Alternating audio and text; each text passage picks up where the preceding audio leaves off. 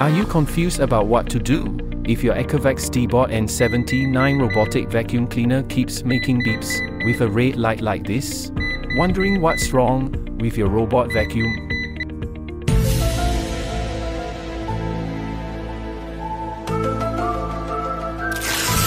Calm down. We've helped customers with similar problems, so let's see how we did.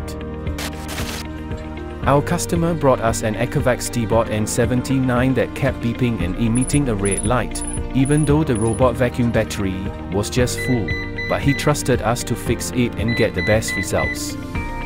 Then we dismantled the robot vacuum to find the root of the problem. Results of the diagnosis are in. A faulty battery is at the root of this robot vacuum's problems, which makes the machine unusable even after the battery is fully charged. So we recommend battery replacement. Whenever the customer agrees with our recommendation, we start fixing it. But we're not done yet.